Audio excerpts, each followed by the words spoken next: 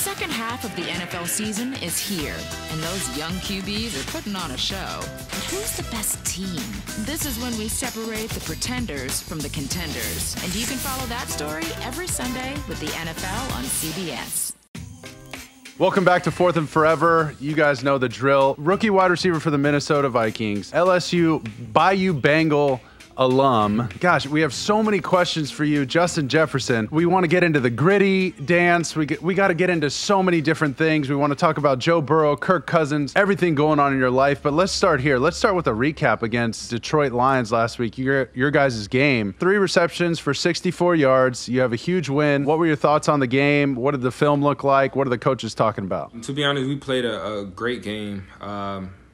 Just everybody had the energy, which we've been lacking the first couple of games. And everybody came to prepare and came to really go to work. So we definitely was excited with the win, and we're excited to get back on track. Let's go back in time a little bit. I want to know a little bit about your family life. I know you got 2 older brothers, Jordan and Ricky. They both played football at LSU. So what was it like where you're from and your family? How did Justin Jefferson grow up? I grew up with two lovely parents that loves me very much and supports me throughout my whole life, and 2 older brothers that taught me the ropes and really just sat down and just explained how college and all of this stuff is going to be. They've been very supportive of me, and they've been really having my back. So definitely a shout out to them. What about your older brothers? Any friendly competitions going on? Did you guys watch WWE wrestling growing up and then go wrestle each other in the yard, or did you guys play pickup ball against each other? What was it like between you guys? Give me some good stories about you guys. You guys get in fights, or you guys go terrorize the neighborhood a little bit? What was it really like? I mean, we was definitely very competitive, very, very competitive in everything we did, whether it was basketball, playing hoops in the backyard, or we had a big field on the side of our house, so we played football there. So we do a lot of one-on-ones and just different competitive things. I mean, they really, really taught me how to be competitive, really taught me how to bring my A game every single time I step on the field. So all of those fights and all of those battles that we had definitely paid off. Who's the best basketball player? I'll say me. I'm going to say me. I'm going to say me, but I mean, Jordan has a good jumper too, and he's very strong, powerful, and can slam it too. So my dad is over 50 years old, and he still can play basketball to this day. Oh wow! Yes, he has a jumper. He can light the eyes out. I'm telling you. Okay. He got the jumper. Okay. He still got the jumper on him. I don't know how, but he still has a jumper on him, and he still can hoop too. Okay, the old man jumper. There we go. Pops, it's had a lot of practice. I like it. That's good. Talk to me about in high school. You have 0 stars. This was one of the craziest things when we were looking you up these last couple of days and researching on you, getting ready for this interview. But you have 0 stars as a recruit. You get offered by LSU and Nicholls State. I mean, really, we should just call this segment the chip on your shoulder. You're the ultimate player with a chip on your shoulder. Right. What was your mindset in high school when you didn't get any recognition, and what did you want to set out to prove to Coach Orgeron and the people at LSU? It was definitely hard to be confident in myself, confident that I can play on a high level, and just confident enough to go out there and just keep performing at my best abilities. You just feel doubted that, nobody thinks that you can play on a high level. Nobody believes that, you can be a top-end player. But, I had supportive people around me that kept pushing me to strive at my best abilities and to keep me going. So leading up to going to LSU, Coach Orgeron just gave me the opportunity, gave me the pleasure to come play for him and to be part of a big program like LSU. So I just took the opportunity and run with it. Now I'm playing in the NFL, being one of the top guys in the NFL. So it's definitely been a dream this whole ride, but definitely grateful that everything has been happening. I mean, I know you're a humble guy, but damn, bro, come on, you're balling in the NFL. You're not just like participating. All right, let's keep that straight there. But you go to LSU, you don't register a catch as a true freshman, and then you finish your career there. I'm going to read you some of these stats. You're third all-time in receiving touchdowns. That's 24 touchdowns. You're fifth all-time in receptions with 165. You set this LSU's single-season reception record last year with 111 catches. So what does it mean to be in the same conversation as LSU greats like Odell Beckham Jr., Jarvis Landry, and the likes of those guys? That's got to feel great. It's crazy. It's honestly crazy to be watching those guys at a young age, and to be going to the games and seeing those guys in the locker room, just admiring them, just seeing what I could become. It was special, and I'm just grateful to have that opportunity to have two of the brothers go to LSU and see those different type of guys perform there. It just helped me out. It helped me really understand the game and understand how college football is. It's crazy to be compared to those guys, and to be at the top of the charts in LSU history. When did you know? When did it finally click in your head? Was there like a specific game at LSU, or was it not until after the national championship? I would assume that was way too late, but somewhere in your career there, it had to finally hit you like, yo, I'm going to the NFL. I'm going to ball. When did it happen? When did it finally hit you? I always say Oklahoma, having the 4 touchdowns in the first half. That was crazy, being in the playoffs. One game before we go to the championship, and I have a game like that, going over 200 yards, having 14 catches, and having 4 touchdowns in the first half. That was crazy. That was really a dream, and it was crazy. It's something that I can't even really tell you the experience, because it happened so fast and it just happened. So that was a crazy experience. That's so funny. I remember watching that game. I was covering the Fiesta Bowl. We were in Arizona, and we went to somewhere to watch the game. It was like a pizza place or BJ's Pizzeria. Yeah. Okay, we go there, and I see you doing the counting for the touchdowns like Joe Burrow did against Vanderbilt when he was counting all the touchdowns. I was like, oh my God, these guys are going to smoke anybody they play. I don't care if it's Clemson or Ohio State. Like, this is getting out of control. So what was the first image in your head? Was it like a boat for dad, or Rolex for you, or like a new chain, or some new shoes that you've been looking at, or like, what was, come on, dude. I know it's there because I felt it. I remember that feeling of like, oh my God, this is really happening. It's finally paying off. What was the first image? Really the first ever image that popped up in my head, especially after that, is just us holding the trophy, putting on the rings on our fingers. That was the first image, but you never really could imagine. I mean, you can always dream about you going to the NFL, being in the NFL draft, but to actually go through it and to actually experience it is something that you really can imagine. That's something that I didn't really even think of at the moment. And, just as this experience happened over this whole year of COVID and everything, it's been definitely an unusual year. But, everything has just been great. Everything been amazing, really. What about Coach Orgeron? Talk to us about your guys' relationship. I went out to visit you guys last year covering college football for the first time as a first-year analyst. Coach Orgeron actually recruited me. I shared that with you guys. Yeah. Do you remember me going out there at all, or not really? You're like, who the hell is this guy? I still don't know. I remember. Because I went out to sit with Joe, and Orgeron goes, hey, I need you to come talk to the team. And I was like, what? On the spot. I'm not here to talk to the team. Yeah, I was like, I'm not here to talk to the team. I'm here to just come see Joe Burrow. You said I could come hang out with Joe and Joe Brady and just, check out practice. Right. He said, hey, you know how we do it, man. We need you to come talk to the team. I was like, oh, my God. So I did an impression. I didn't realize that some people in Louisiana get offended if you impersonate Coach Orgeron. Right, so I did it in front of the whole team, and the team kind of looked at me like, what the hell is he doing? So is that like a big no-no? Dude, does nobody else impersonate him? What was the deal there? In the locker room, we do it all the time. Okay. Okay. They have some players on the team that hits it perfectly. Like, okay. And, how's yours? Is yours okay? Mine is all right. I know. Okay, I know tell me. some Give me some. players Give me some. that Give me a one team, one heartbeat. One team, one heartbeat. Let's go, Yeah. guys. Let's go. I love it. I love it. You That's good. can't get tired of that voice. Like there's It's no so other good. coach that has a voice like that. So you kind of have to admire. You kind of have to enjoy it.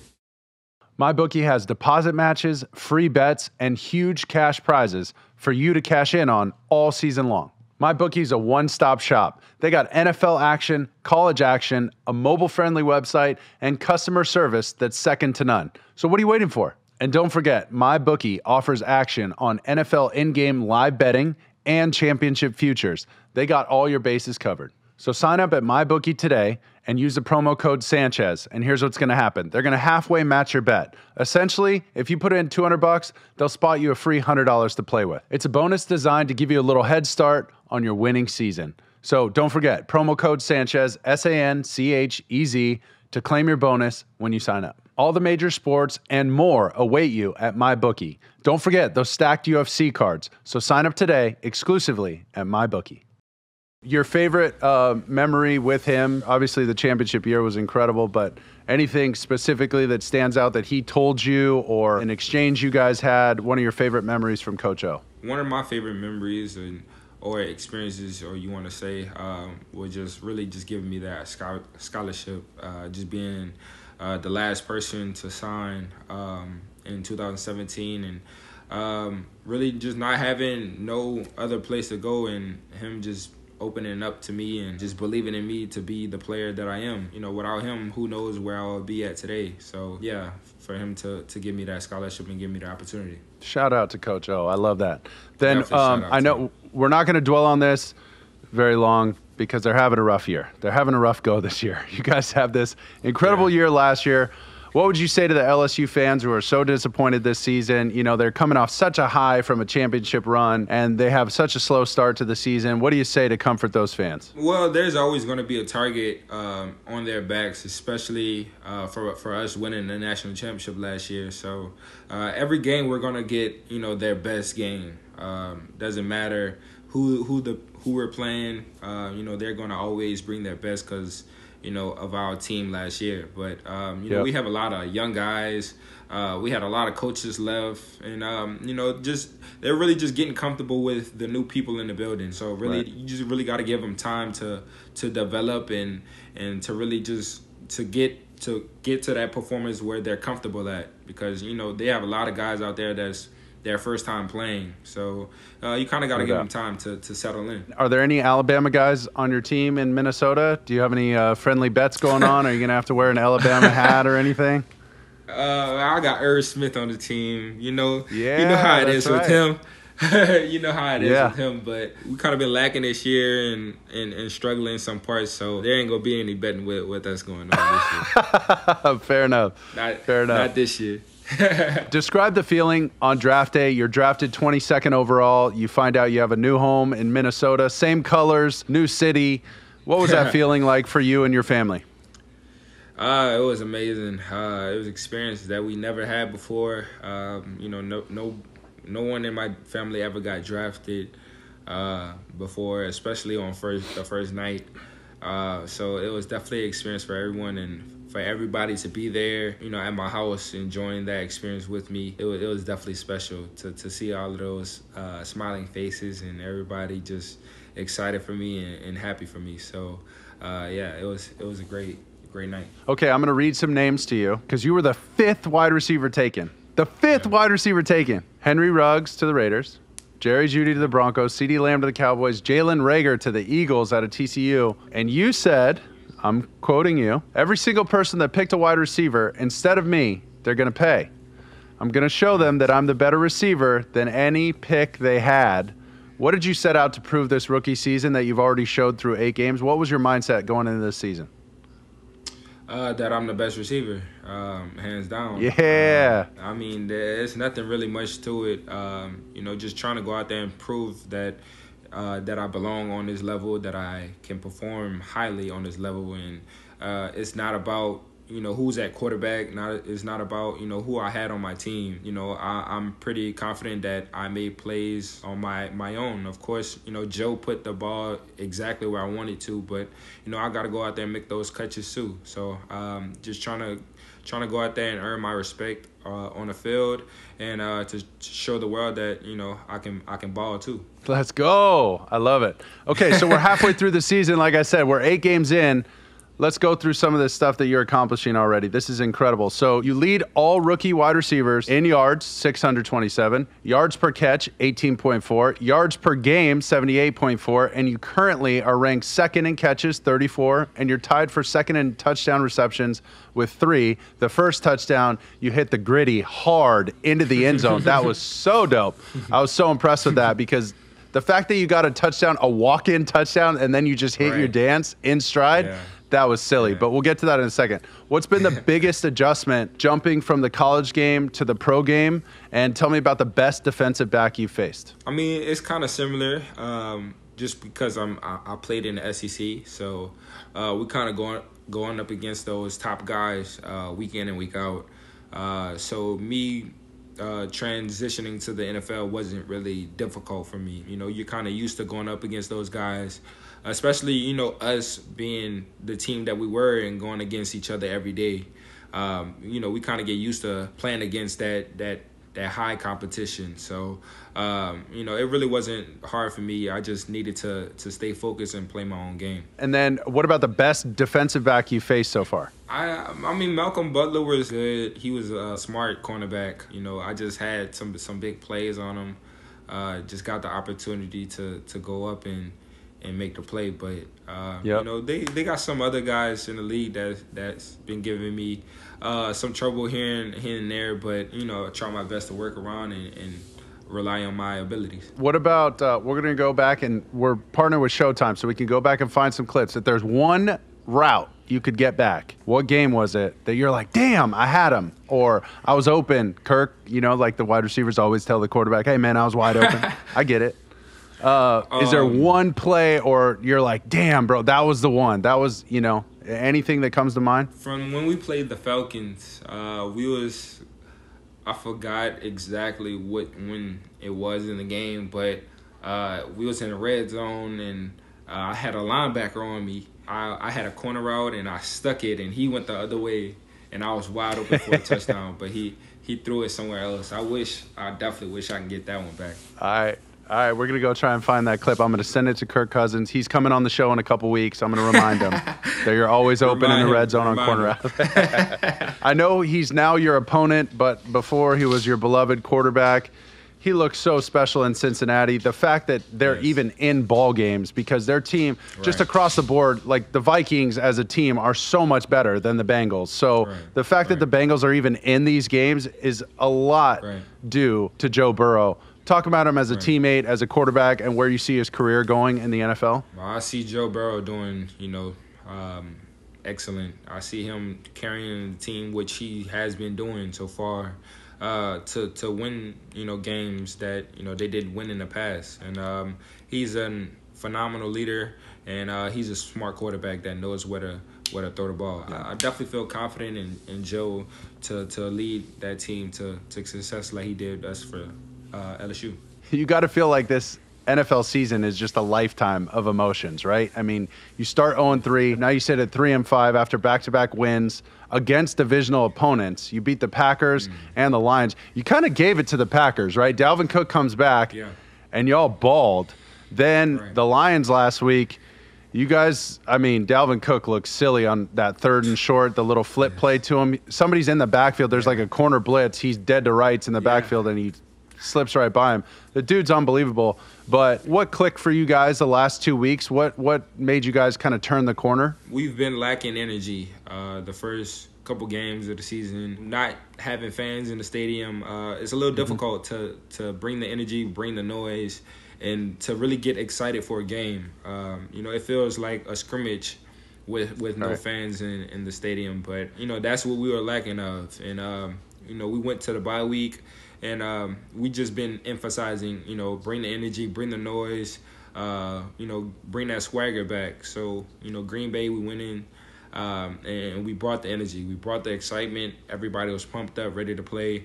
And, we brought it. And that's what we carried on to Detroit. And that's what we're trying to do for the rest of the season. We're trying to flip this record back around and get back on track. So, we can have a chance at being in the playoffs and compete for a championship. I'm going to fire some names off at you and some questions. You give me like a one-sentence first thing that pops into your mind. Okay, you ready? Favorite wide receiver of all time? Favorite wide receiver of all time? I would have to say Randy Moss. Randy Moss is unstoppable. They'll love that in Minnesota. Great answer. Great answer. I'm going to say a name. You tell me what you think in one sentence. Kirk Cousins. Smart and efficient when, he's confident in where he wants to go with the ball. Dalvin Cook. A beast.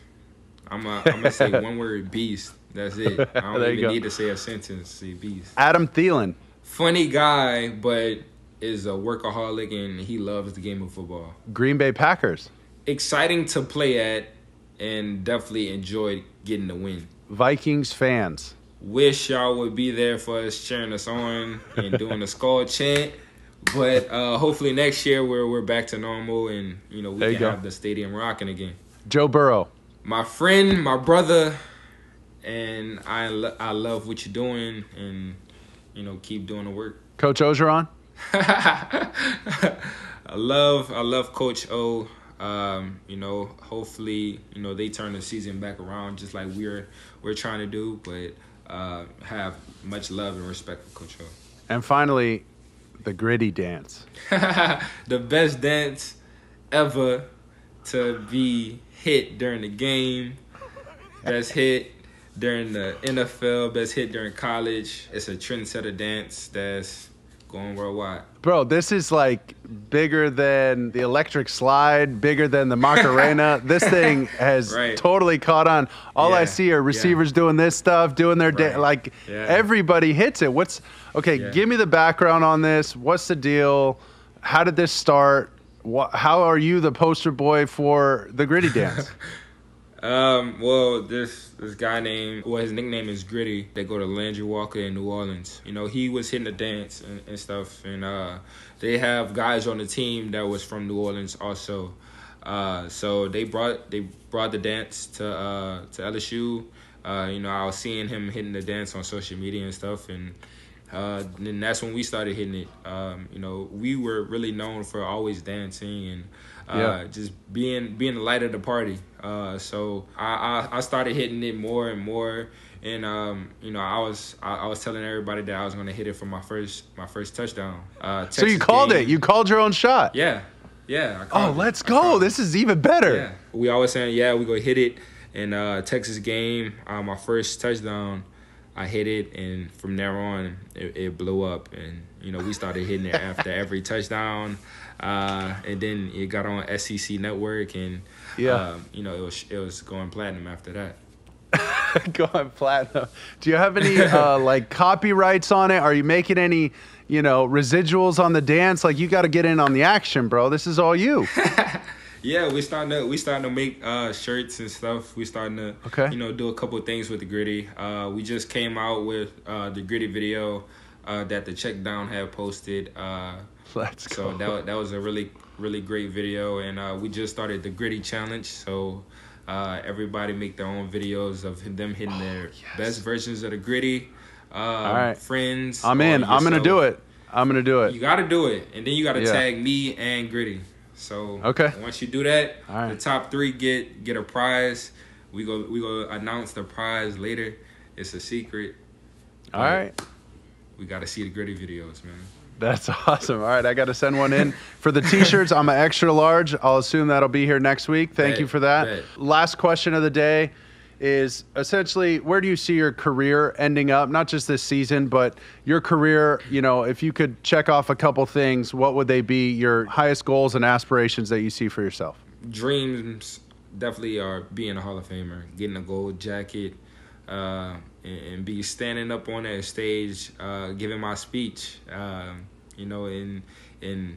just really just living up the dream, just being one of the top NFL players. So definitely have been dreaming about that since I was little, and definitely not going to stop until I reach that goal. We're rooting for you, and we hope we get to see the first Hall of Famer in a gold jacket hit the gritty on the stage. Yes, That'd sir. be incredible. Well, good luck with everything. Keep balling, man. Stay healthy. Thank you so much for taking the time. We appreciate you. Thank you. Appreciate you. Like, share, subscribe, at Mark_Sanchez, at Fourth and Forever, Instagram, Twitter, all that. You know where to go. Thanks again for having us, and we'll see you soon.